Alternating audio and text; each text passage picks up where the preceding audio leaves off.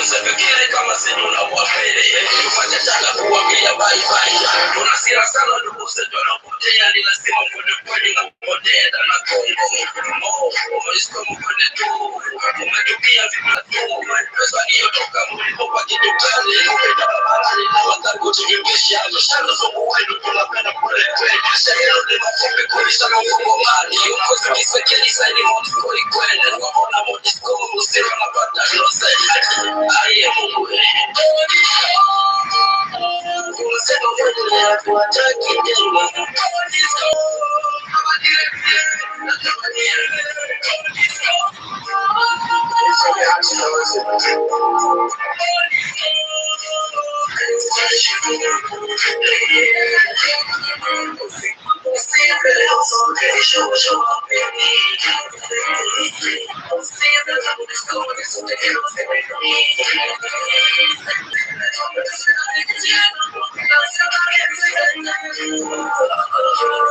Voilà, mes chers amis, le Sako Congo Kabino, Bandeko Panso, mais ça n'a pas dans le lac Yamvulusi Kimbangu, Dantou.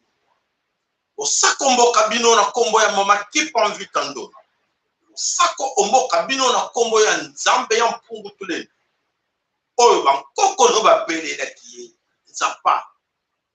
Zakomba Akongo Mongali, Vini Mukulu, Mungu Baba, Mungu wa milele, Nzambi Gaou.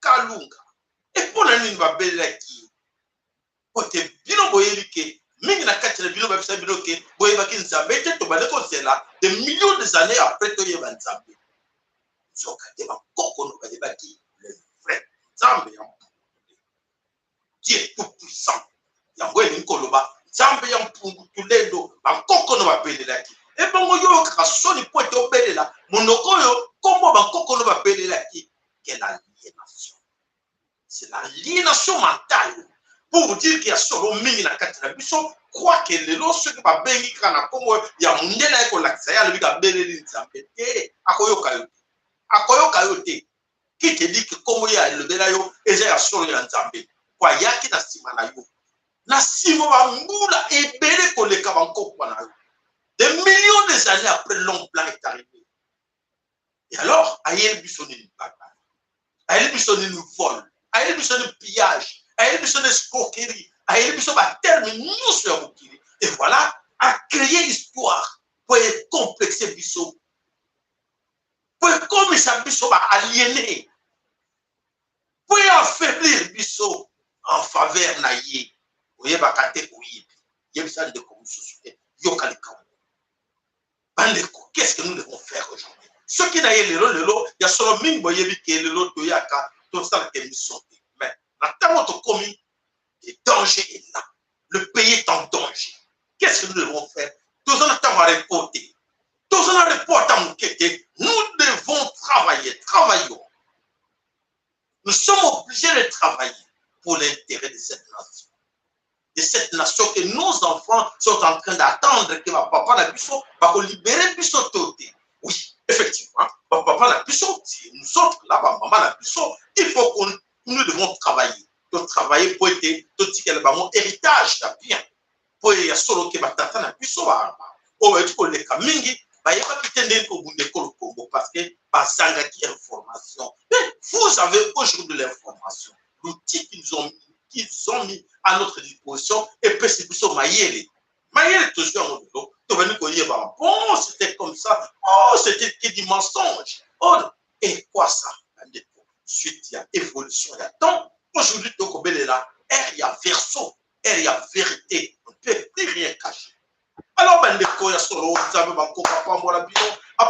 Mundumba, Apambola, Maman Christine Nyande, pardon, Apambola, Maman Albertina Georges, Apambola, Maman Françoise Gaka, Apambola, Kizamba, Yalala, Apambola, Maman Fatouma Banza, Apambola, Ndeko Roger, Neki, non.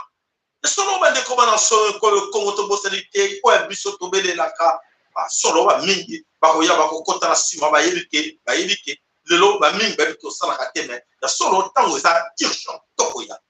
Tokolexa tango te pointe de Tolbaketo Lala, Mboka est en danger. Mboka est en danger, nous sommes en guerre.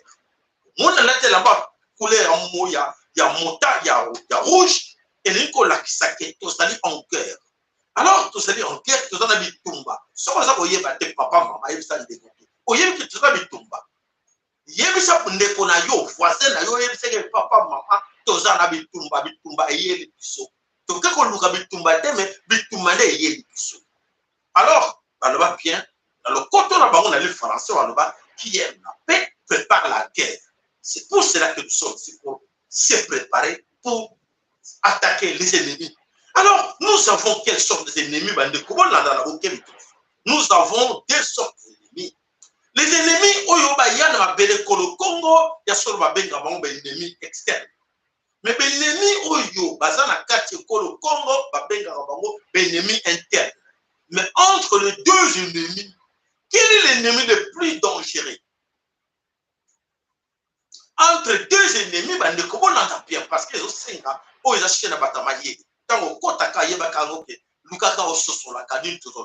entre deux ennemis, ennemi ya libanda na ennemi ya kati, ennemi oyo azali plus dangereux na deux sortes d'ennemis ou ennemi na question moment osana ba réponse poto kena mukuse ennemi azali plus dangereux azali ennemi interne o azana yo na kati ya sac na kati ya ndam.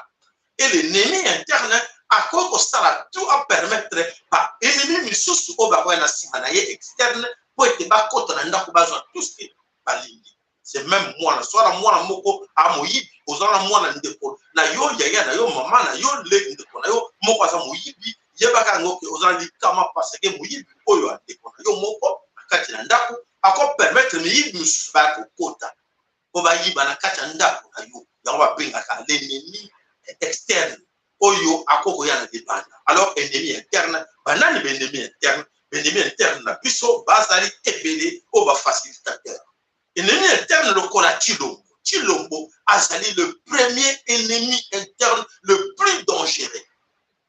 Bande kolanga bana Kasai, bande kolanga bana Bandu, bande kolanga bana ya Équateur, bana ya Kisangani, bana ya Kivu, bana ya Katanga, bana ya Bakongo, bande kobola dans la bokebi nyonso parce que les dangereux. Toye pote to sabino pomba mingi bazana kati na confusion dans la kati na biso bazo lukaba yebe ennemi ennemi ngo azabe ennemi aza tout ya yende na sima ennemi na biso le poso ezali nde ba politicien ba pasteur et na kati na bango nyonso ba oyo ba occasionna ke ennemi oyo ya le bada ba yaki e badeli ezalaki ennemi ya le bada le kola ba Hippolyte Kanambe alias Joseph Kabila oyo azali ennemi externe. Mais les ennemis externes aye kokuta ba ennemis internes o ba bengi ba politiciens congolais ba faciliter nyonso et ba tiki ba teki ma bele koloko. Ennemis internes qui sont des politiciens congolais, des pasteurs, des évêques, oyo ba facilitateurs bazon pour collaborer avec ces gens-là. Alors, pour mettre fin à un vrai ennemi, il faut commencer par détruire l'ennemi interne. Vous risquez de commettre Tobananan koboma koekate ko chasser l'ennemi interne ou azali plus dangereux que l'ennemi externe. Vous avez bien compris. L'ennemi interne ou wana tobengi comme Félix, les gens ne nous croyaient pas. Voilà là où nous sommes arrivés aujourd'hui. Voilà, il n'a même pas honte à ridiculiser mboka lokola Congo na extérieur et voilà l'ennemi interne à continuer à détruire ma belle et le Congo. Donc Félix oyo tozoko benga facilitateur yende Kabila a bombali na sima Félix. Kabila est toujours là. Il est dans les affaires. Kabila règne toujours. Aza au pouvoir. Na la bombe Chilombo. Ba ennemi baza ko ya ko kota. Na na zo permettre bango kota Chilombo. Voilà les dangers. C'est Chilombo qui permet à tout le monde là d'aujourd'hui ton côté à la carte danger autre dans la carte Congo. Ne cherchez pas loin. Donc voilà bande kobana sommet Congo aujourd'hui auto benga la communauté Est Africa s'engage aujourd'hui la communauté Est Africa et sali empire Imatuti communauté wana ne ya moto obelela empire Imatuti o basangani bangotu na bloc ba criminel oyo tokolakisa bino na bilili bokomona oyo nyonso basali. Donc les grands complots oyo ezali appuyés par la communauté occidentale communauté occidentale, oyo, occidentaux, basés derrière cette histoire-là, basés comme bomba na nakati. Aujourd'hui, moi, il y a bomba et ça te porte comme un tango, il y a verso, et la verso, personne ne va se cacher parce que vérité tout, et ben, comme il m'a polélé devant tout le monde. Voilà, ben, de combat sur le Congo, ben, de combat qui est au banda, émission de l'histoire de l'eau, les dangers est là, mais comme c'est donc la balkanisation du Congo est échouée. Balkanisation du Congo est échouée. Alors, nous avons expliqué, quand nous avons besoin de pour être voyé par autre chose, pour être dans le Congo. Ah, maman, la mission, voilà. La balkanisation du Congo est échouée comment? Parce que les Occidentaux, la communauté internationale, soi-disant, balinga qui va balkaniser le Congo, va kata Congo. Mais, difficulté, nini, ba okuta na nango na kati ya makambo ya Congo. Bolanda, po ete, moto moso ko lobela bino vérité oti, kaka la chaîne.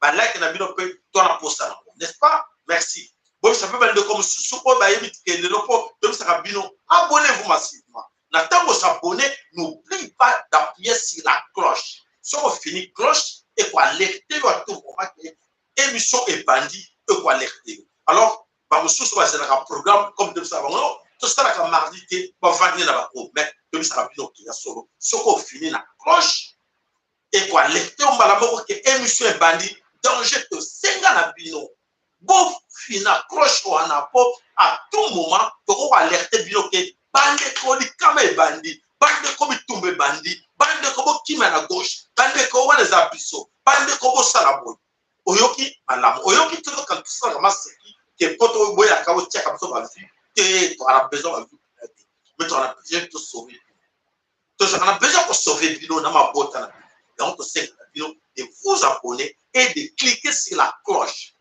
to senga na bino mususu ce que vous lingi au final la biso like voilà ça va biso plaisir mais on va nous sur l'obligation pour na yo rater donc on s'abonner au final la cloche et là toujours que l'émission sur votre télévision like merci matondo mingi zambe akomisa voilà bande ko balance sur le Congo je sors que la balkanisation a échoué comment balkanisation a échoué oyo ba ennemi de la nation oya biso oyo ba nation ya Congo ba échoué ennemi wana banani ko balinga ba balkaniser ba échoué en pona alors ba ennemi ne mo na titre na biso ba kanisa ki est facile pour la balkaniser Congo ba kanisa est facile pour la parce que ennemi wana oyo ennemi interne ou externe tout d'abord parce que permission ba kota par canal à ennemi interne pour être faciliter bango mais ennemi interne ba okutana que ba kutani na le poko ya voulu simbango ya ntungwa a permettre bango que basala mission na bango allô maman le choc est pas nous sommes en direct on va participer on va quelque chose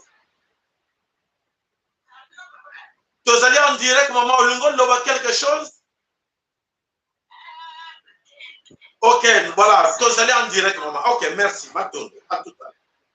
Voilà. Les ennemis internes, oyo va permettre que les ennemis externes, va passer par une facilité, non so, qui va balkaniser le Congo. Mais va échouer pour l'année. Voilà. Va échouer que va y est, n'engé, va s'en qui va beaucoup, non so, na Soudan, na Pologne, basala ki na Yougoslavie, basala ki na mboka nyonso na est ya Europe, na comme na Afrique, ba pays bele, ba kata ba buka, ba bomba. Ba kabola. Mais le koni ba échoué na Congo ba ko kuta na problème moko. OK. De solo, to peut se traverser na oyo to bendela ki na Congo ya Marshall. O atikela ki biso moko. Oyo mfulusi ki mbanga lo ba. Bolingo mi pe ko mpe misala. Na bomoko wana esalaki na biso bolingo ekotiaki bomoko toza bomoko toana betni ebele na kati ya Congo mais betni wana moyeba kabola bamekaki kokota badesordre bacrée betni mosusu yango na baye kokota na biso bo babenga babana molenge qui ne sont pas les nôtres bakomisi bango lokola bacongolais mais bamoni mpena no bacongolais nyonso basangani contre ce bana molenge qu'est-ce qu'on a fait baéchoué leur baéchoué omoni moya kosala autrement ça te il faut passer ma stratégie parce que ils ont trop flagrant de montrer aux gens que oui, tu vas balkaniser le Congo, parce que bazo yokanati. Ba balkaniser mboka ya batu. Ce qui bat wana bazo yokanati. oh bamba musu baza ba musulman oh musu baza ba catholique ah bazo bundana bango na bango non tika ba kabona ka bata baza na kwena ba alors na kawana a comme difficile pour te ba kabona Congo donc ba bundani ba po bomona ka mukuse asiatique o aza na kati ya conseil ya comme lobbying américain o ba benga na comme Peter Pam yende moto ayaki na plan wana dans asiatique ya mukuse yenda binga kinde akabola Congo na nani yango na bongo pousser beaucoup plus Moïse Katumbi a son poste comme président et pour avoir facilité l'union de Chilo facilité mais comme Félix Tokanbaka c'est que non il y a moins mboka à réussir mais comme Katumbi va lui Katumbi va Congolais va continuer dans un difficile pour ne pas s'en avoir tiens toi Félix bah Félix a Bundani a Bundani dans le moment de l'autre donc Félix a éliminé à coquiller à lui non de moi-même je suis incapable. Je ne sais pas comment faire. Je vous laisse faire. Bokingai bien, si tu as commis, Félix a lobby, non, Ngambo n'a pas kokangote. Alors, bien au sala, tout ce que vous sala, moi je vais signer. Proposez-moi qu'est-ce que vous voulez. Qu'est-ce que vous pensez qu'au pays, comment on peut aller. De moi-même, à l'intérieur, je vous ai facilité, mais je n'arrive pas à convaincre la population pour bazar incroyable. Voilà, nous avons niveau spirituel, il y a Congo. Alors, Félix Tshilombo a coquitté. En ce moment, nous avons coquitté à Tiké de Bango. Et Bango va lobby, tout est la brutalité. Tout est la brutalité, tout crée Badef. Badef va réussir. Tout est la armée, va réussir. Tout est va créer un mouvement, un groupe. Nous sommes, il y a des rebelles, des faux rebelles. Va créer un groupe, va agresseur. Pour nous expliquer ce que sont des rebelles, va Congo, va la Congo, va M23, va CDMP, va Nini, va échouer dans l'Union.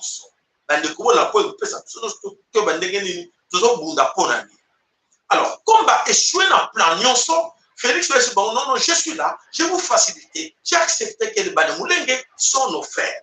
Félix nous accepte que les Banamoulengue sont nos frères. Et les Kaki, c'est bon. Mais Banamoulengue, comment prouver à tous les Congolais d'accepter que les Banamoulengue sont nos frères? Et comme difficile. Alors, maintenant, Félix va dire non, il va Balwana et comme na bango balobi non toujours qu'il na brutalité na kokota Kagame lobi na kokota na Congo à côté et Ouganda lobi na kokota na Congo à côté mais résultat va comprendre que ba côté va faire tourisme ba bomi batou mais va réussir de bagage et voilà là nous sommes arrivés aujourd'hui pour votre information alors ba kei na katina Nairobi ba signer ba accord na Nairobi ba sali nyonso na katina Kenya. Et voilà, Ouganda qui se met debout pour dire que moi je vais entrer là-bas avec la force pour chasser les ADF. ADF a zuté. Rwanda depuis, moi je vais entrer là-bas pour chasser les FPRR, les trucs comme ça. Non, il peut accoquiter. Ouganda, Kenya peut aller de son côté. Moi je vais entrer aussi là-bas pour chasser, pour aider notre membre. Communauté Est-Afrique. Notre membre, c'est qui? Félix Tshilombo, comme membre Est-Afrique, stratégie va monter pour arriver à chasser le groupe armé. Mais, mes chers amis, qui ont créé ces groupes ou ces forces armées où ils ont déstabilisé le Congo? Bangomo. Bangomo, Rwanda, Ouganda, Burundi, Kenya, Zambie, tout le monde là-bas va créer un groupe pour nous se contre la catégorie. Va créer qu'un mot c'était juste pour arriver là où nous sommes arrivés aujourd'hui qui va paralyser le Congo. Mais pas encore raté. Alors, analyse tout le sapino. Et qu'on permette les bambas de mailler, les bambas de mailler l'été. Bambas de mailler l'été, Félix ne comprend rien du tout. Qu'est-ce qui lui empêche? Parce que les gens qui sont en face de lui, ou les gens qui sont en face d'eux, n'ont pas des armes, n'ont rien. On n'a rien. Mais qu'est-ce qui leur empêche de gagner le Congo, de prendre le Congo et me dire que oui, tu vas bacaliser le Congo? Il y a une grosse main qui se cache là derrière. C'est la main puissante de Nzambe, la main divine. Oh, il y a Nzambe, il y a un pour tout. Oh, il y a un voulu, c'est une barre ou d'un tout. Oh, il y a maman qui peut en vie. Mes chers amis, vous en avez fier nous avons une force au-delà. Oh, ils ont protégé le Congo, ce n'est pas ces gens-là. Parce qu'ils ont des drones, ils ont des avions de chasse, ils ont tout. Oh, on va bombarder le Congo. Mais c'est pas au Et voilà, c'est là où on va vous dire que c'est la fin de Tshilombo et ses amis Tutsi-Rwandais. C'est la fin de Tshilombo avec ses amis Tutsi-Rwandais. Aujourd'hui, balkaniser un pays sans accord de son peuple est pratiquement impossible. Oui, bien, très bien. Peuple individu au balkaniser et au cocaté. Et alors, aujourd'hui, le plan de la balkanisation du Congo avec les Occidentaux est échoué. Échoué carrément. Alors, échoué et maintenant, qu'est-ce qu'ils doivent faire? Qu'est-ce qu'ils doivent faire? La question, alors, non, toujours pour précaution. Comment est-ce qu'ils vont faire? Et voilà, les groupes armés, n'ont tout remplacé balkanisation par l'occupation militaire. Oyo, il y a Empire Imatouti. Il y a une autre spécialité. Donc, il y a un groupe. Groupe, c'est toujours, il n'y a rien pour échanger. C'est toujours l'armée rwandaise, ougandaise et les Kenyans qui sont tous, des Tutsis, qui sont là derrière. Il n'y a pas autre chose. Il n'y a pas autre chose. Vous nous écoutez? Écoutez-nous parce que c'est très important. Autre chose, c'est là où Makamounion et Bombami Nassiba Yawa. Alors, les militaires au Congo s'imposent. Oyo Bamlouki qui va s'imposer pendant longtemps pour occuper le Congo. Et c'est pas Coca. Je vous dis déjà, pratiquement, c'est impossible. Parce que même si vous êtes armé jusqu'au dents, mais tant que dans ces pays-là, où vous allez, si vous trouvez les gens qui sont mécontents de vous, la population, je dis bien, la population va être mécontente de vous, beaucoup échoué. Voilà, analyse, voilà, ils n'ont pas ça. Non, non, non, nous les gangsters, voilà, comme Félix a accepté, on va l'aider. Mais pas échouer déjà. Donc, vous voyez déjà à l'échec d'influence.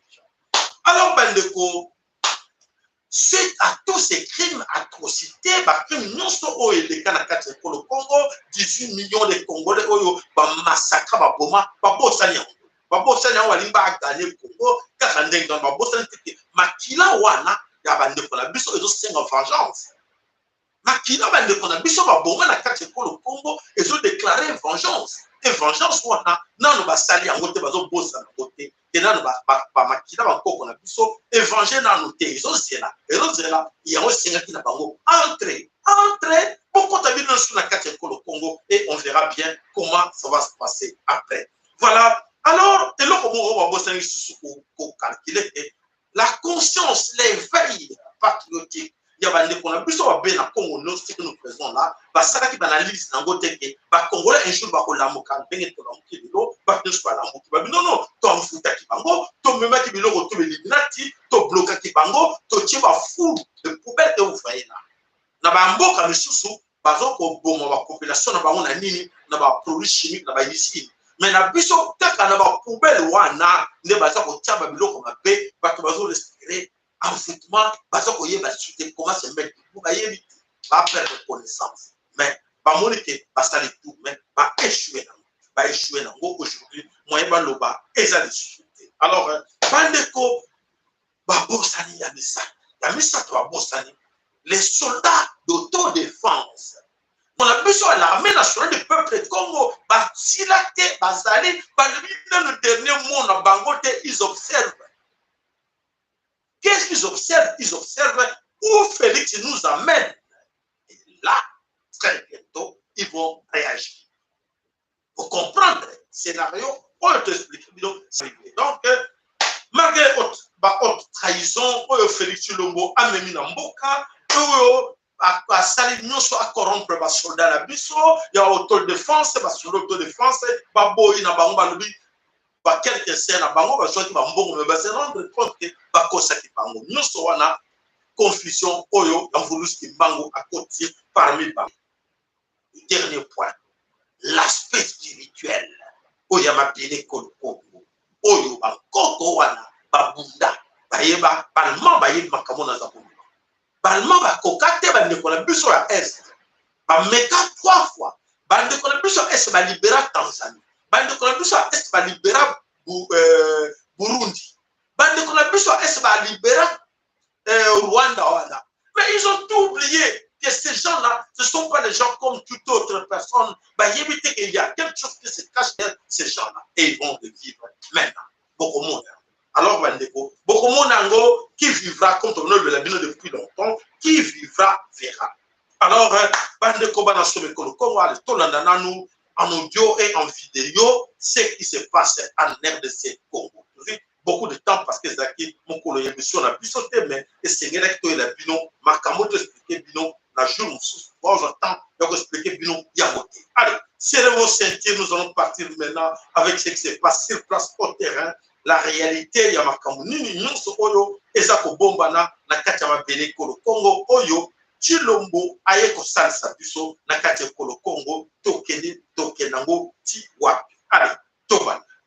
21 juin 2022 oyo atelemi na lolaka azali ndeko na bino mopepe ya mboka le vrai patriote mongongo oyo ozali koyoka yango ebimi na ngumba ya bakoko bisika biso tozali maki depuis 1996 nde tosimbaki manduki ti lelo oyo manduki ekomi nde oreye na biso na mbeto bisika nyonso toza kokende bisika nyonso tozali kolala oreye na biso ezalaka nde manduki ekwe na biso tolalaka te ezalaka fimbo na fimbo mikolo nyonso message na ngai oyo très urgent message na ngai oyo très important nalingi ekomela arme na biso FARDC eloko ya makasi bandeko na biso FARDC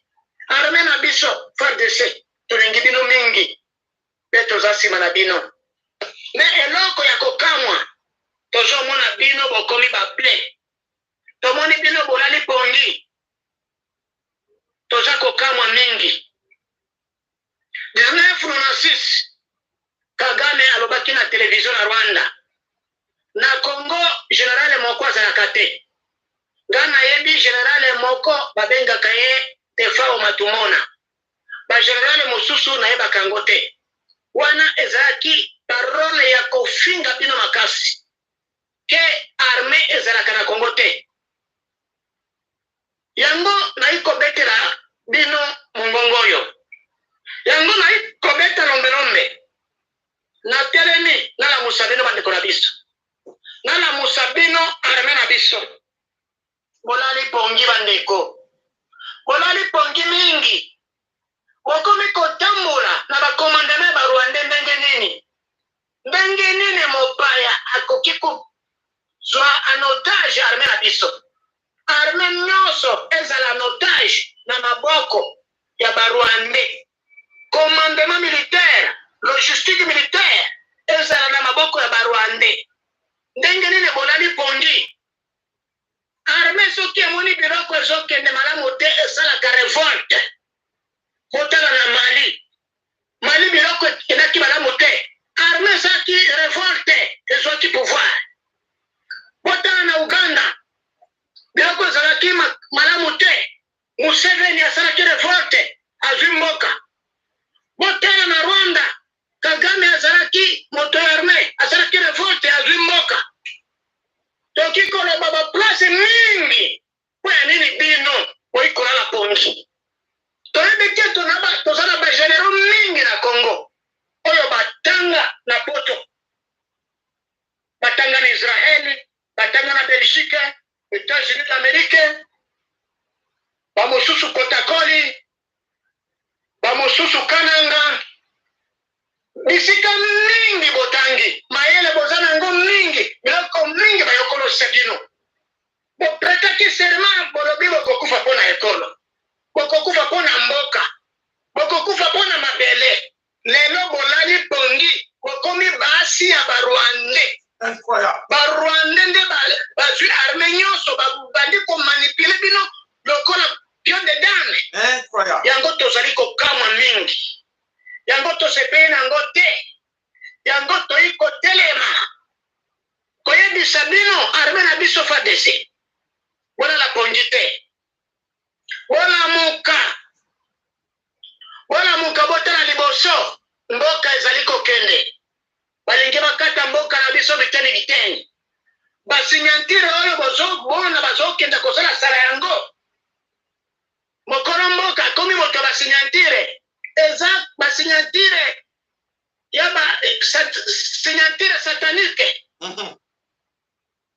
signatire ya koteka mboka signatire ya koteka Nord Kivu na Sud Kivu ezala pris en otage na barwandais na baugandais yango biso bandeko na bino bapatriote totelemi toyebisa bino bona muka bosala revolte armée soki amoni biloko ezali malamu te biloko ezobonga te basalaka revolte barwandais bazosala revolte na Kinshasa bayi na Minembwe babandi koboma bino basali revolte na Kinshasa bakena Bunagana na Masisi babandi koboma bino baje oyo bazosala bino bateatre eske bomonaka te bozali na mayele te mpona nini bozovanda kimia bolingi kosala revolte te mpona nini bolingi mboka na biso ekende soki mboka nyonso ekei bokokengela banani yango biso bapatriote biso bana mboka bana ya Congo tozali nsima na bino tosimba na loboko tobenga na munguna tobenga na barwandais tobenga na baugandais tobenga na bamonisco bango nyonso wana bayi kaka mpona kopie mboka na biso bayi koboma biso balingi babotola biso mabele bapesa yango na bapaya. Voilà, bandeko nakanisi boyoki na bokemi nyonso bomoni sinatire bomoni sinatire o Tshilombo azosigné bomoni eloko nini ezokoma na likolo wana bakomi na Kiarabu. Est-ce que Tshilombo a compris ce qu'il a signé? Bandeko nakanisi boyebi na katan tobetela bino mbela tolobaki ya solo tofungola miso. Tshilombo a signé quelque chose bakomi na arabe abi kotanga arabe mais a signé bomoni papier eloko totieli bino wana abandeko signé nini oyebi makambo azosigné te toko expliquer bino qu'est-ce que Tshilombo a signé. Alors ndeko la biso edo nakanisi oza wana na ligne soko oza mwa 2 minutes na yo po ete obisa biso nini oyeli biso lelo na oyo eza koleka na mokwa lelo na kati ya Congo maloba mboka yo la joie napesa alerte na bandeko nyonso bacongolais surtout bandeko oyo yabimete tshongwa bafatrigan makambo ezali toujours au sérieux. Ce n'est pas vérifiable, mais c'est l'avenir du pays que vous allez entendre. La route, il faut apprendre, la vérifier en route, mais il faut paraître vrai. Kagame, on a retiré statut et regarde bien sur Félix, on a placé Félix est maintenant sous la surveillance gardée par la Rwandais. Il laissé la base supérieure. Pour créer ma Québec, Nairobi, il n'est pas gardé. Muyebi stratégie oyo emarchaka barepetaka yango ndenge basalaka bisemungu na Rwanda Kagame bapesi pouvoir batie bisemungu garde bandeko alimete mokende kodélivrer Félix. Le pays est en danger. Félix est maintenant entre les mains na bango, il a le main et le pied liés. Bandeko alimete maintenant dépêche bonjour à la mode diffuser le message oyo osala descente mokende ovérifier dégager ma garde corps tout autour de Félix, il dépêche votre protecteur et la mission. Ndenge bogardaka papa Tshisekedi boza garde aller sauver Tshisekedi. Motika fanatisme, motika kolanda biloko azosala ya siko yote. Il est par exemple imposé nier. La Nairobi a Québec avait le main et le pied liés. C'est notre vie, c'est notre pays qui est en danger. Maintenant, ne prenez pas ça à la légère. Allez vérifier. Attends toujours qu'on s'attend le contact pour que vous vérifiez. Mais pour l'intérêt super de la nation, libérez Félix. On libérer Félix. Félix ne peut la contrôle la liée entre le contrôle et le Rwandais. Et bien tout de suite, merci de vous la Mato de wende comment dans son école, comment est-ce que les dangers là? Danger ezali na ba ko nyonso tanto zo koloba bande ko bazo bango mono nje to sala maseki et voilà o to bande ko loba lobby ekoki ekomi yango to za ko vivre yango eloko nini oyo Félix Tshilombo amemeli biso wapi bandeko ebele bandeko mona ngo ndire maseki que non toko arriver mais en ce moment pour votre information armée na biso na kanisi koza koyoka mais bazo seka biso na libanda bandeko bona na bino ba mapinga toujours tirer bino élément moko pour permettre mapinga nyoso ayeba niveau de kominango lelo allez bona. Noter aux téléspectateurs que ce régiment a été créé à partir d'un embryon de 300 jeunes, de plus de 300 jeunes militaires formés en République démocratique du Congo, ex-Zaïre. Précisément à Kotakoli, pour ceux qui connaissent bien la RDC, Kotakoli, pour ceux qui ont fait le voyage une fois sur la RDC. Vous l'avez bien suivi, et salut, royal et majestueux. Voilà. Basoda kati ya Togo baza fier ya kokomisa ke ya skolo basoda ko ba défendre Togo ba uta ba so formation na kata Kotakoli. Ah bandi elle de la bino na quelque chose. Comment to komi na niveau oyo to sera fierté Afrique mobimba. Afrique mobimba ndima ke il y a beaucoup de armées ou il y a Afrique pas il y a formation chez vous.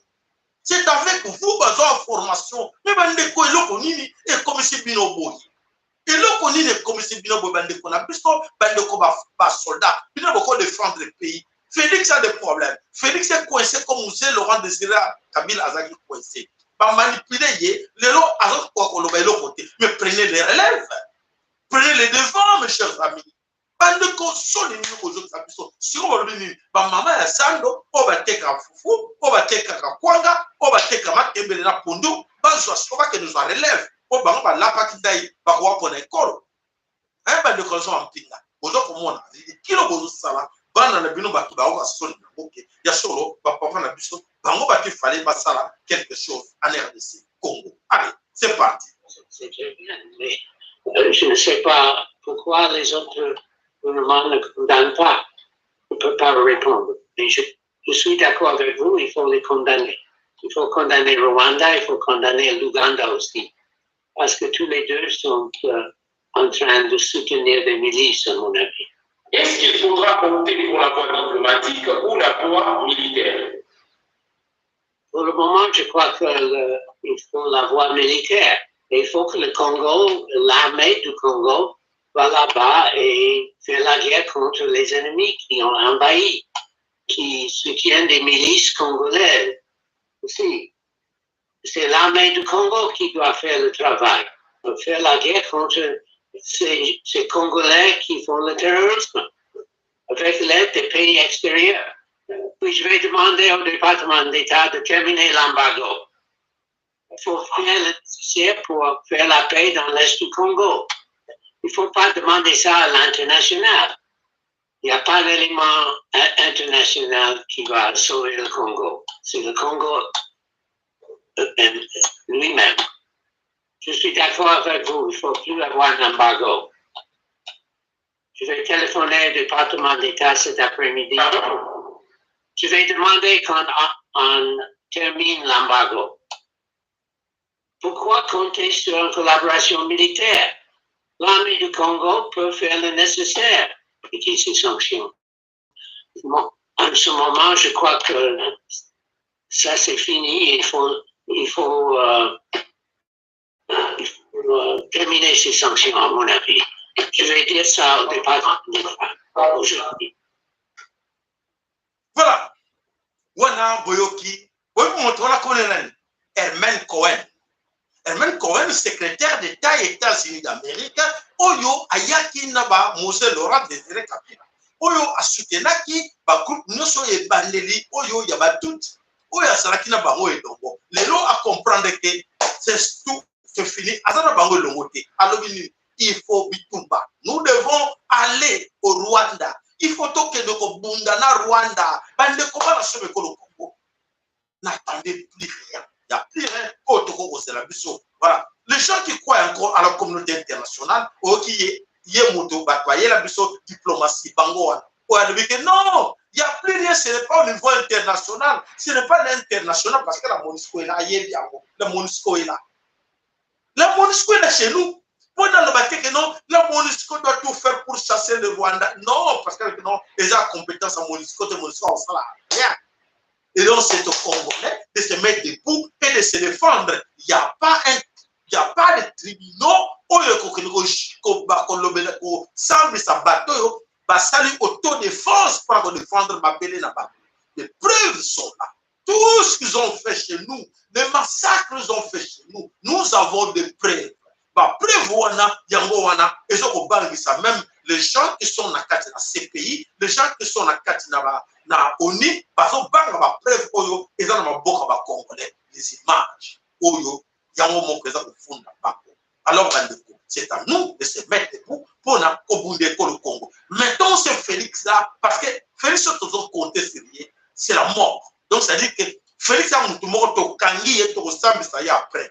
To kangaye to tient dans mon panzi, puis surtout soit moka to kanga ba putu wale wana nyoso et bongo to kotala likambo oyo ya haute trahison ya Félix après.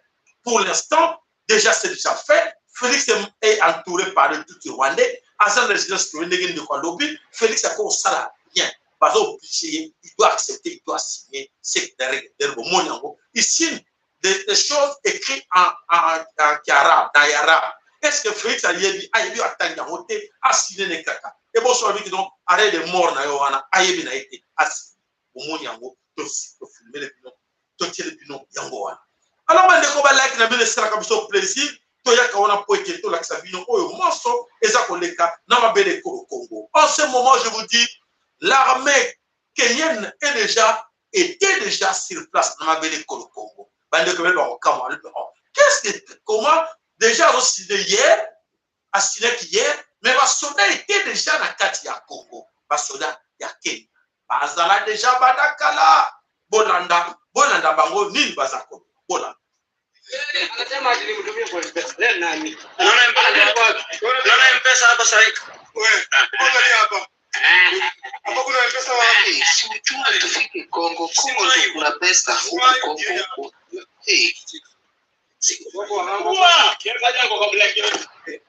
Voilà. Basoda wana bazolo banini balubi awo tozana Congo esengo. Tona Congo mbongo l'argent. Pesa awa. Donc, pesa apa. Donc, mbongo awa. Donc, pesa. Babenga ngopuna na côté à Swahili, à côté à Tanzanie. Babenga l'argent, mbongo, pesa. Donc, pesa apa à gogo. Donc, basepeli, bazotambola na mabele pour le Congo. Alors, voilà, pour nous expliquer, basoda wana bakota qui bien avant que baso ba scénario oyo basal Félix pour nous se camoufler. Alors, pourquoi ça va scénario?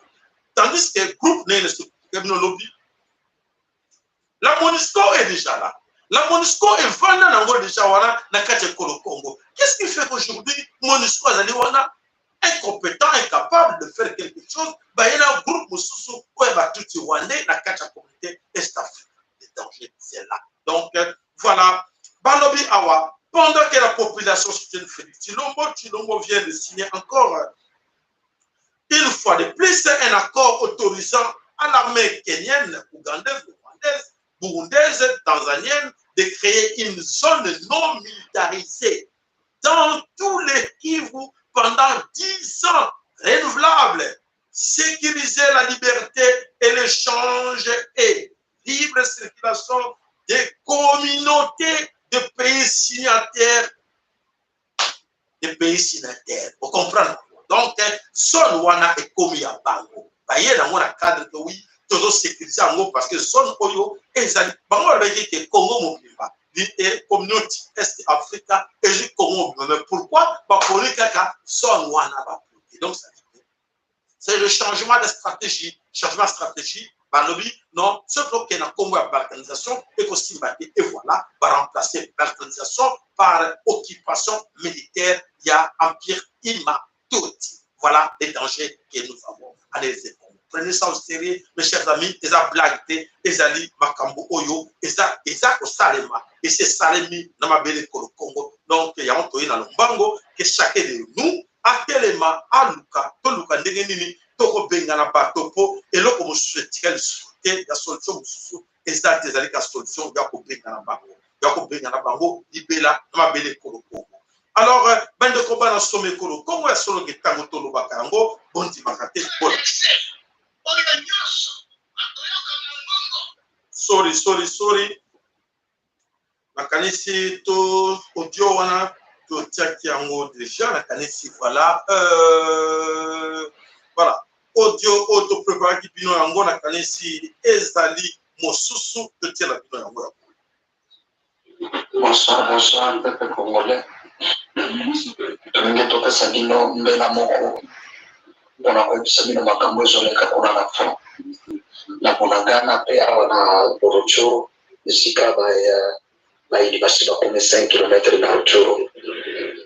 Problème eza boye peuple congolais na président Fachi na ngana peso na peso oyo audio oyo yokango na généraux otindi bango koto oyo bazotrahir peuple congolais to bazotrahir armée congolaise. Général wana Shirmwami wana kotindaki ye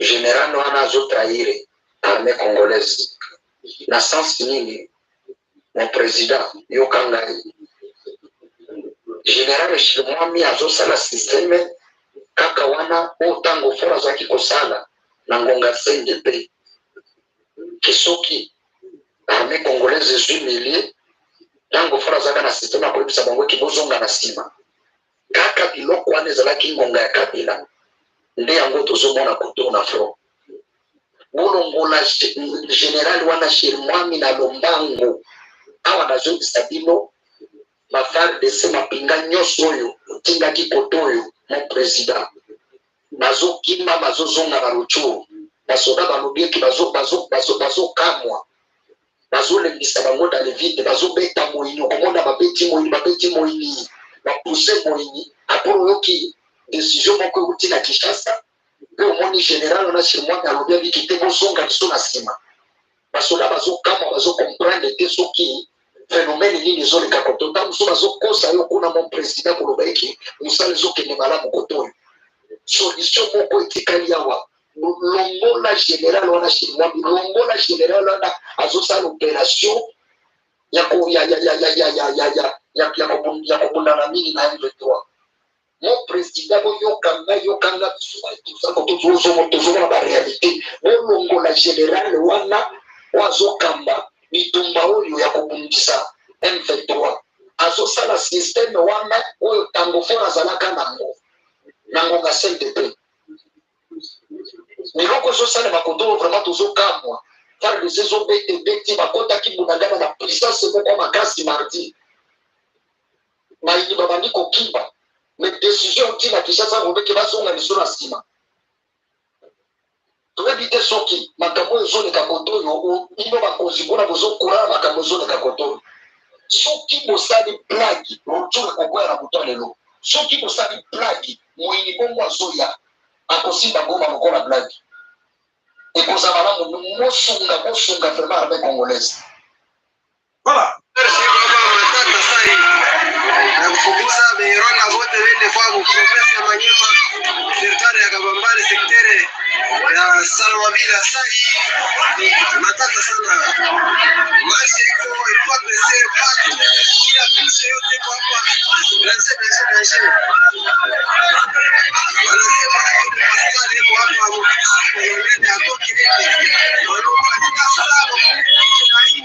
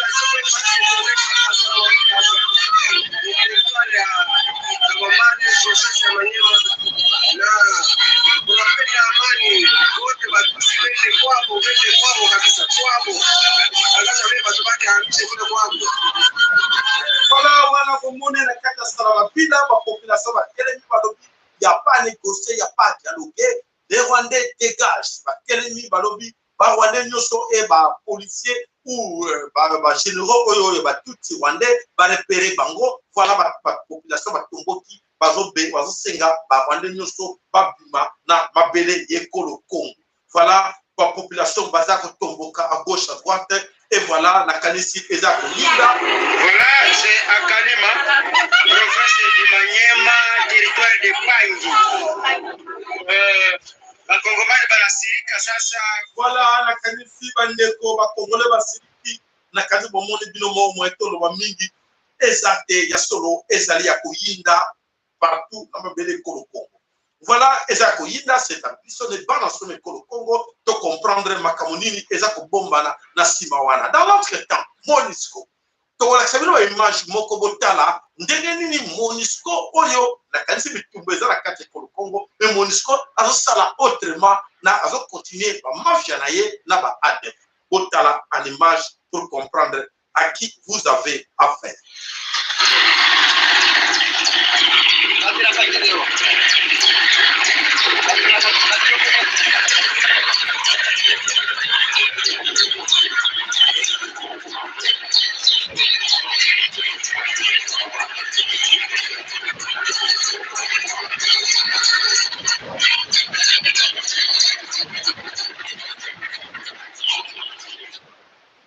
Voilà, vous avez protégé, les soldats ougandais, les Rwandais protéger et les Congolais vont filmer. Les MONUSCO ont embarqué dans l'hélicoptère pour aller à Bango. Voilà ce qui se passe dans le Congo. Oyo, bande qu'on a pu au bazar à le gouvernement.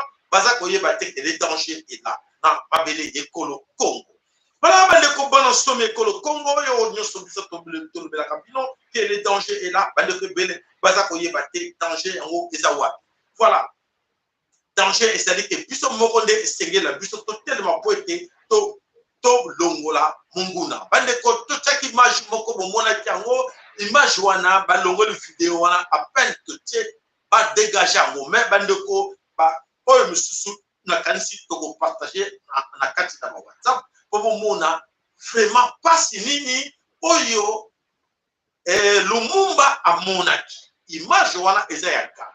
Image wana kala toujours votre tiers bino na kati na chaîne balongolo yango balongolo ba supprimer mbala moko pona nini oyo belge azako loba na kati na image wana ndenge babomaki Lumumba na kanisi bana Lumumba to famille ya Lumumba oyo ba traître oyo ba trahir pour la mbongo na kanisi que comme na bango kilo pona balia mbongo wana ya kotala ndenge ni papa na bango azalaki maltraitaki papa na bango babomaki parce que papa na bango amonaki et bato oyo babomaki tata na bango wana lelo na panzi na bango mpe basepeli bazwa bampo bomoni makambo omelaka te image abali kosepile bango moko bamoni yango eza pasi eyoke mwana aza koloba te oui akanisaki akufa te toyebisaki sambela avant yo okufa Lumumba boya bi na kosambela te totie tokunda ye deux fois mundele aza koloba belge tokunde deux fois mbala boso tokundi ye totie na kati ya mabele mundi loboko Lumumba ebali kotremble avant kata molimo kono tremble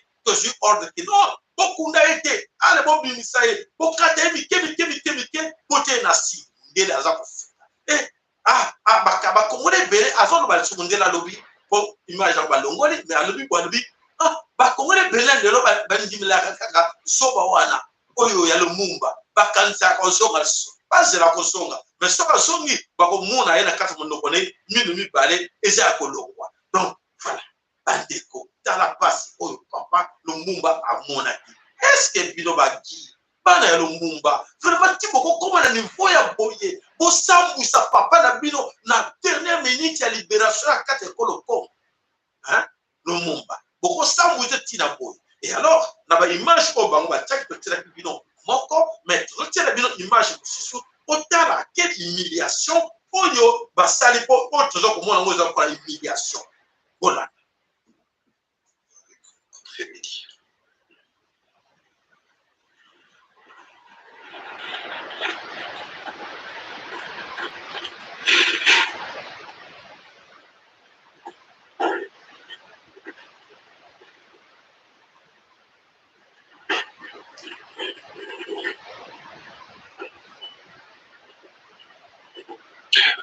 Lumumba et Joseph Kaninda, est-ce que c'est quelque chose que vous espériez, ce qui se passe maintenant?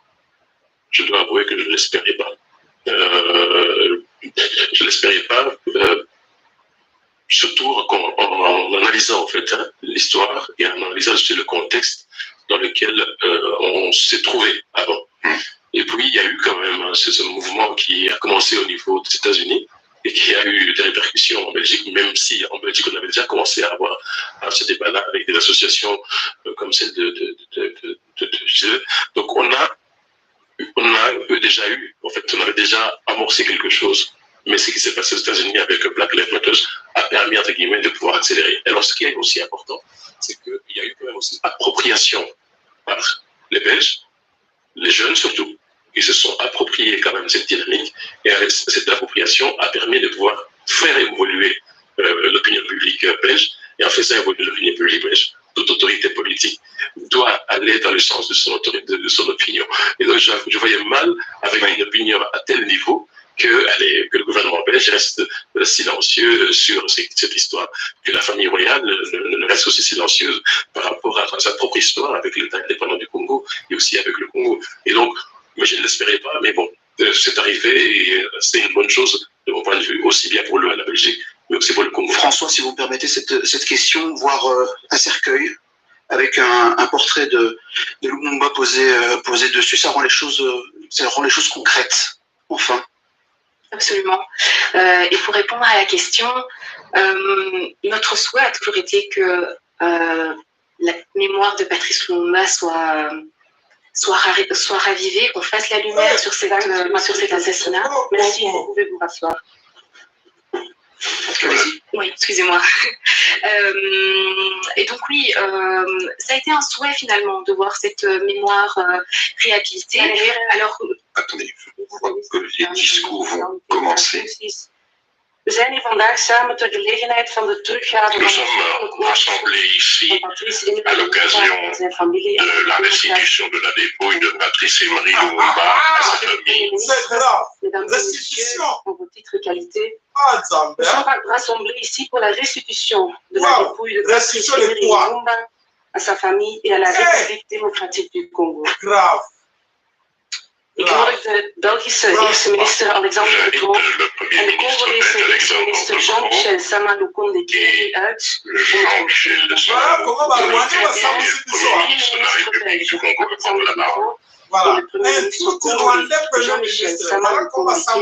à prendre la parole. Voilà. Quelle humiliation pour les Congolais. Quelle humiliation pour les Congolais. Ils donnent la parole à un Tutsi rwandais pour représenter le Congo. Ils attendaient des moments pareils parce qu'ils savaient qu'il y avait un vide.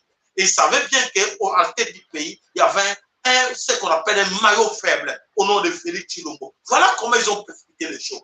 Et aujourd'hui, les Congolais, nous les Congolais, nous sommes humiliés. Humiliés devant tout le monde. Et alors, humiliés, qu'est-ce que nos amis de l'extérieur, les autres Africains, pensent de nous? Alors, les autres Africains pensent de nous, voilà. Oui. Et moi, c'est quand même terrible, mon cher.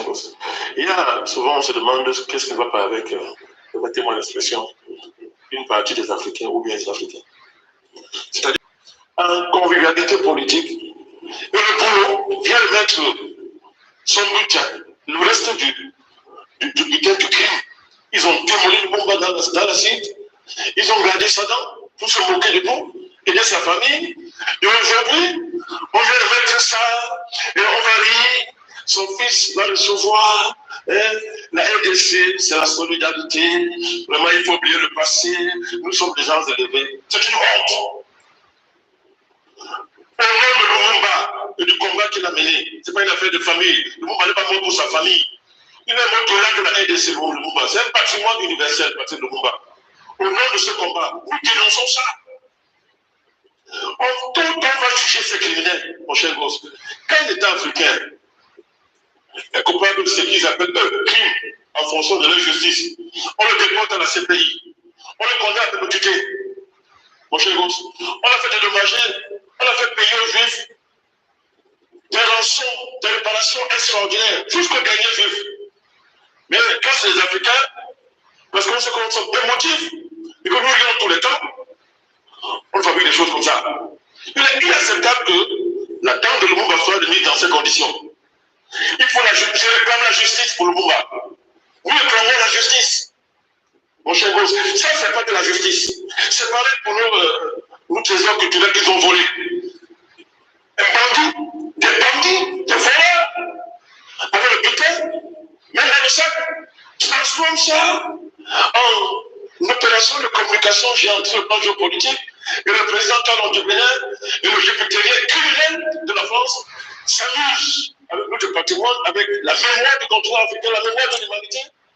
On a volé des biens, on a volé des trésors à un continent, sans enrichir ces gens-là dans des musées. Et là maintenant dit, on va le mettre sur ce qu'on vous a pris. Et la France et le Bénin, le beau et la petite, s'embrassent, rient, et les gens dansent pour acquérir ce qu'on nous a donné. Mais qu'est-ce qui va pas bien en Afrique? Qu'est-ce qui ne va pas bien en Afrique? Est-ce que vous savez que la tante de Lumumba, toutes les trésors qu'on nous a volés, si c'est bien géré sur le plan géopolitique, ça suffit à renverser l'Occident? Mon cher Gauss, ça suffit à nous enrichir en termes de centaines de milliards de dollars. Mais comme nous ne voulons pas réfléchir, comme nos dirigeants, toutes tendances confondues, nous ne voulons pas réfléchir, on est fait comme ça, un petit garçon, moi je vais comme M. Macron, se permet de jouer avec le patrimoine africain, et M. Talon vient dire, et les Béninois ont dansé, que c'est le retour des choses de nos ancêtres. Et ça, c'est à travers des archives BP de Felmin Saad, c'est toute cette bureaucratie-là, qui s'est amusée à créer les conditions d'une dilution de notre mémoire dans le cadre de mettre les biens mal acquis. Ça, c'est vieux. Moi, je prétendais de faire sa campagne en France. C'est sérieux, ça? Voilà, c'est vraiment honteux. C'est honteux de voir ce qui s'est passé dans Kaka Bruxelles. Et que surtout la famille de Lumumba. La famille de Lumumba, Botier Bissowat. Botier comme moi, papa n'a bien Wapi. Vous voyez maintenant comment ils vous ont humilié. Hein, Guy et les autres. À cause d'argent. Bon, merci pour l'endéquat, le bique, bana le Mumba, comme le lot, le Fulakari, millionnaire à boîte, la 4 de balai, le coton soki, bosan la poste en bobo. C'est exactement ça le Attends, c'est pas bana le Fulakari. Vous s'embouchez comme le Mumba, à cause d'argent. Et aujourd'hui, vous êtes plus pire que Jean-Pierre Bemba. Aujourd'hui, vous êtes plus pire que Jean-Pierre Bemba, Bolini Bongo. Comment vous pouvez accepter? Bon, mais qu'est-ce que ça à niveau? Et voilà, mes chers amis, qu'est-ce que vraiment le monde, quelle leçon ou quelle explication nous allons fournir à nos enfants à propos de Lumumba, on parle héros national. Et voilà comment humilier Lumumba. Les Belges ont humilié Lumumba. Voilà, c'est l'humiliation. Une dent. Quel dent? On a restitué les corps de Lumumba. Quel corps de Lumumba? Celui que vous avez assassiné, vous avez mutilé, coupé en petits morceaux et en plus mettre dans la site. C'est quoi cette histoire, hein, les enfants de Lumumba? Hein? Ah, Bandeko, et c'est les cartons Bunda Bitumba. Bitumba, Oyo, et ça, c'est un mot qu'on a mêlé pour le Congo, conscience et qui comme il t'en va Bitumba, je ne dois jamais la paix sans le combat. Il faut combattre ces gens-là. Il faut donc à Bitumba. Il faut donc Bunda Sabango. Mes chers amis, il n'y a plus autre chose à dire. C'est-à-dire qu'il est temps maintenant que Bissoto Bundana Bango Bitumba, pendant la guerre. Alors, mes chers amis, il n'y a plus autre chose à attendre que tout cela, que tout cela, Bango. Mampinga et Congo Tozo pour encourager. Mampinga, l'armée nationale du peuple du Congo, ou les autres appellent Maï. Il est temps de prendre vos responsabilités en main. Prenez votre responsabilité en main, s'il vous plaît. Que chacun de vous, là où il est, à Pointe-aux-Allées, ils sont partout, ils sont bien implantés partout. Bon, c'est là que je répète encore une fois. N'attendez pas que ces gens-là commencent. S'ils vous commencent, vous serez déstabilisés. C'est le moment parce qu'ils sont là, ils attendent. Ils attendent quoi? Ils attendent que besoin siffler pour les siffler. Alors, toi, attaquez Bango. S'il vous plaît, là où vous êtes, prenez ça au sérieux. Le vrai Bandeko, non, il n'y a plus rien à attendre parce que nous, nous devons venger nos 18 millions de Congolais, comme la communauté internationale n'a pas cherché la réparation de nos victimes. Nous, les 18 millions de Congolais massacrés par ces petits Rwandais, il y a la pire Imatoti. Et Dans les rapports mapping de l'ONU, les noms de tous ces criminels sont là. Et franchement, c'est étonnant. Vous avez vu les figures qui ont défilé dans Katia Nairobi. Ce sont des gens qui ont bango na Hippolyte Kanambe na Katina na mboka na bango ko benga photo moïse. Il a qui to benga qui bango ba criminel. To benga bango ba criminel que non voilà ba criminel ba touti bango ba sangan bango na bango ba touti. Mais aujourd'hui, c'est même touti criminel. Aujourd'hui, ba pays Félix Chilombo ba Foukimissi Balobi accepte allez c'est là que nous allons entrer pendant 10 ans chez toi et nous allons diriger, contrôler, commander la FARDC ici. Donc, c'est-à-dire que, Bazoya, va continuer déjà. Et par qui va suivre.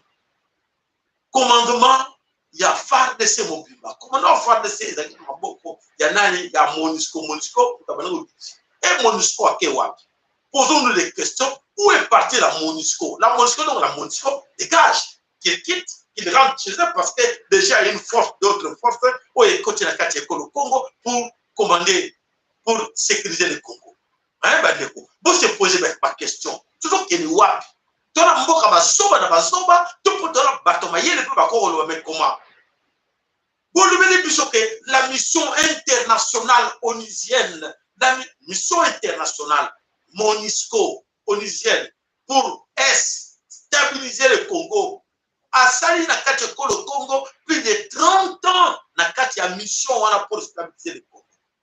Donc, pas échoué, mais ils sont là. On les laisse, on fait appel encore à d'autres forces. Et dans l'entretemps, Félix, pour jouer avec les Congolais, il continue avec les accords où les Américains, ils ont formé les militaires. Les Américains, oui, les militaires congolais, ils viennent de finir le deuxième groupe de formation de vrais commandos, les techniciens, les ingénieurs de guerre.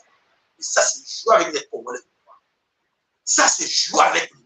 Quand j'utilise des mots comme ça, où les Américains sont là, ils vont... Mais là, comment on dit, la Monisco là, à quoi sert? Ils sont sous commandement de qui? Pas des Américains, pas des Français, pas des Occidentaux, pas de l'OTAN.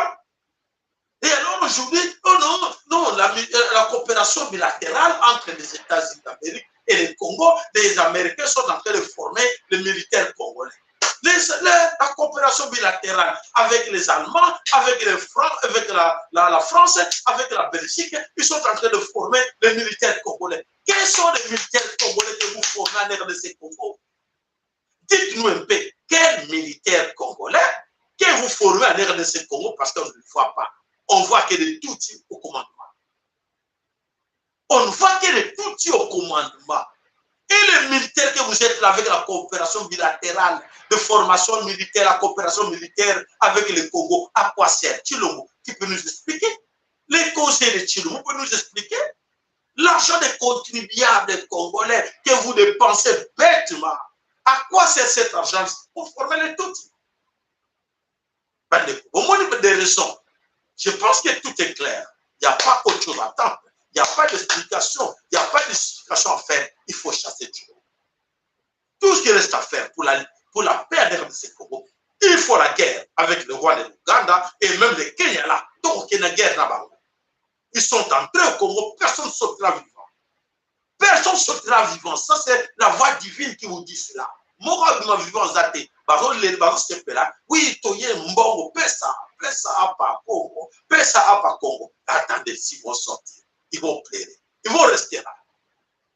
Voilà, merci Nabino Bandeko Banasome Kolo Congo. Il faut se battre enfin contre la paix en RDC Congo. La paix sans la guerre, ça n'existe pas, ça ne viendra pas. Alors, qui aime la paix, prépare la guerre. Et c'est à nous aujourd'hui de se mettre debout pour dire non à l'armée kenyenne, non à l'armée ougandaise, non à l'armée rwandaise. Ils sont déjà là en RDC Congo. Alors, il faut Kobundana Bango. Mes chers amis, préparons-nous. Allez, on les attaque. Ils sont déjà là. Merci, Matondo Mingi Nabino Nyoso. Je pense que tout ce que tu as Rabino, il y a plus de secrets. Secrets que éviter. Qu'est-ce qu'il faut faire? Les secrets est là. C'est qui se prépare, où nous sommes arrivés. Oh, nous sommes les grands secrets est là. Donc, nous déjà que là, nous sommes arrivés. Aujourd'hui, c'est le plan chaos.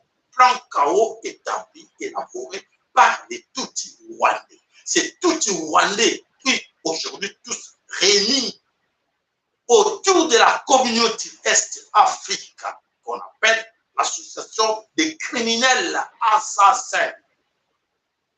Tous ces mondes-là, tous ceux qui sont réunis autour de cette communauté qui vont appeler Félix Tshilombo, qui ont appelé Félix Tshilombo pour venir entrer là-dedans, pour le faire signer tous ces contrats bidons inutiles. Voilà, là où nous sommes arrivés aujourd'hui. Donc, c'est à nous de prendre notre responsabilité en main, de dire à nos amis qu'il est temps, Makofi et Mima, comme ça, on n'est pas non, ah, toko seki bango, marqué tout ça. Mes chers amis, bo banga bango te.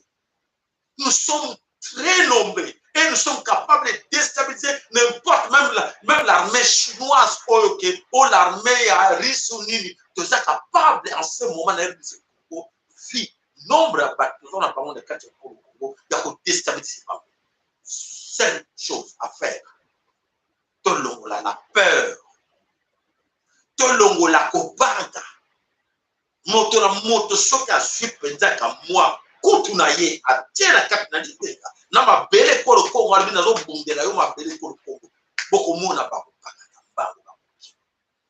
Voilà matondo mingi ndeko na biso Daniel Mbuma, matondo mama Lisidi, mama matondo Bruno Kaila, matondo epana yo Mama Lissi, matondo epai na yo Lusala, Losape Pichu Kalamalu, matondo maître Lopard de Paris, matondo epai na bino nyonso Tobo Sanité, notre grand sponsor, Mouta MKN Losako epai na yo, Tobo Sanité Mama na biso Anna, Tobo Sanité Papa na biso Emmanuel Yeko, et Tobo Sanité Papa na biso Michael. Bino nyonso losako boka na bino olembate bitumba eza ko continuer. Donc comme une étape finale oyo il faut affrontement moto nyonso a bampinga bazo préparer ndenge ko bunza bango yo pe melengela parce que ba sur le petit mouvement azo le kali bossa ndako yo ko penda ye pa ou pete pa ou na mutu oko penda ye ale bokange kat bobo tout le monde. Donc ceux qui ont bien préparé pour bon. Attention, mes chers amis, ne cherchez pas à se cacher. Ce que vous avez dit, c'est que vous avez bêta. Bon, vous avez dit, vous avez dit, vous avez dit, vous avez dit, vous avez dit, kangaye ba sportif nyonso to sengi na bino bo milenge la poto bitumba komi ya nyonso o ba belela. La guerre sera longue et populaire. Elle est déjà populaire et c'est à vous, population, de se mettre dans cette guerre. Étalio, maman, tata, kolbateke. Ou les gens qui ont bali tété. Ils ont mis bali tété. Même yo moisi, au cours de déstabiliser pas. Même yo maman koko, au cours de national, la chaîne baye. Pour pas reçu, au moins la tête. Ah maman, wana nono ye maman. Allez, au bout de ta moko, soko kangel bifata moko. Et ça nous beaucoup. Donc, quand au moins la tête, on a pu sur héros national. Oyo ya mshiko ya botami sikana kati ya Congo asalaki acte bravo ye moko ya solo akei paix à son âme. Nous sommes avec sa famille mais aller la biso si ennemi a koyaki la kati na botambo ce que nous devons faire to bangati to kokunda biselo tout ça kokunda. Alors matondo panabino. Alors, de quoi le but numéro na kanisito le batu numéro na biso ezali 0032 466 110 192 192. Donc, ça va plusieurs fois. Tout le monde a gagné. Bon, qui part en vote, il faut garder. Comme il a carnet là, quand on a moins papier, mais quand on peut répéter, quand on a chez la biso, on va garder. Maman, la biso, maman, comment on garde en vote. Donc, ça va plusieurs fois. Il y a un moto, on va se pour ton logo, tu vas pas nous, au joie en vote. Il faut que vous en volonté, il y a qu'on note. Voilà. Ton bandeli, numéro de biso à téléphone, Ezali Yango. 0, la Belgique, 0, 0, 32, 466, 110, 192. 2 ou 192. Voilà, merci, merci, Balak, alors, bien sûr, au moins, ils sont bien au moins, lobby, encore dans la bilan, l'actualité, comme tant on va faire des fois, Nibisa, Mabondi, Nibisa, Belanza, Maputo, Bela Mama qui prend vite en donnant, Bela Voulus qui parle dans tout le monde, Bela Banco, Colayo, Bela Banco, donc comme tant on va faire, essayer de près de là, et puis essayer de tout le monde. Vous au moins, on a un bino, on a un bino de l'autre côté. On a un bino de l'autre côté. Et c'est un bino, bandeko, oh, nous sommes à yebi numéro la busso. Il y a compte. Oh, nous sommes à yebi qui a encore ça quelque chose. To sengi la yo, ça. Oh, nous sommes sengi la bino le lot. Oh, le corps ça quelque chose. Pour la kosunga chaîne la busso. To le bite kosunga guerre. To le bite kosunga ninte. To le bite, bandeko, oh, comprend. Pour la kosunga chaîne de la biso, au numéro de téléphone, au numéro de compte, au numéro combo, sur le combo de numéro de savoir au pays. Dans la besoin de contribution à bilan. D'urgence. D'urgence, dans la besoin de contribution à bilan pour la chaîne de biso. Chaîne de biso, et pour ça, la contribution à bilan. Et pour nous montrer que tant que chaîne de la Camboulus qui parle a besoin de votre contribution. Alors, voilà, vous avez le numéro de sa téléphone, tout le bien encore, beaucoup de la film, beaucoup de 0032 466 110 192 ou 192. Matondo to kutani mkola lobby, nzamba bankoko apambola biso, et longa ezala biso, boye bakate, et longa la fin, et la biso, Félix akosambwa nano asambo tepo, a profiter de ma kambo to bilaki, a mon égard mon seki. Voilà, les voix ensemble. Voilà, les voix ensemble. Mais, tout les matés, tout continuer pour aider la biso numéro 1, et ça, Félix, pour y avoir ta bombe, la bille bombe, la simaye, tu tiens numéro 1, numéro 2, Polytech. Et numéro 3, bah, oh, nous sommes à Yébi que nous sommes des pasteurs, des évêques, des conseillers, des ministres, des députés, des sénateurs congolais. Donc, tango, mon qui les a connus là, bah, pour l'imbi bangote. Pour l'imbi bangote, l'ennemi est la buissole de cause. Pour l'imbi bangote, pour bango, commission de la société commune en go. Bango, pour bosser la bangote, bah, c'est l'ennemi interne. Ils ont plus dangereux que ça, bango, qu'on les quand même à toutes. Vous comprenez, les gars? Oh, bango va permettre, biloko tout, et va bango signer un parlement. Prolongation état de siège, oui. Non, pas parlementaire, pas sénateur, pas d'accord. L'ennemi, numéro 1. L'ennemi n'a plus au Congo, bango, va plus dangereux. Banane, pas opposant, pas politicien, bango, l'ennemi n'a plus. Ne cherchez pas loin. To banana, ni tumbana bango. To banana, ni tumbana bango.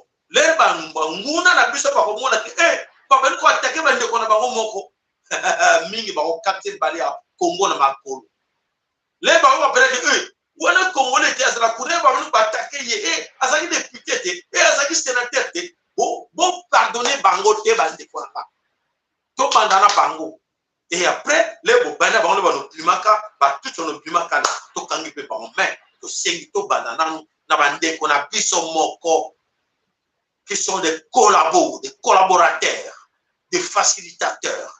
Oyo va faciliter Congo et Koma, là où nous sommes arrivés aujourd'hui. Voilà, matondo panapino, tokutani, bokolo ya lobi, en 20h, Zambé, Apambola, Ingeta, Ibo.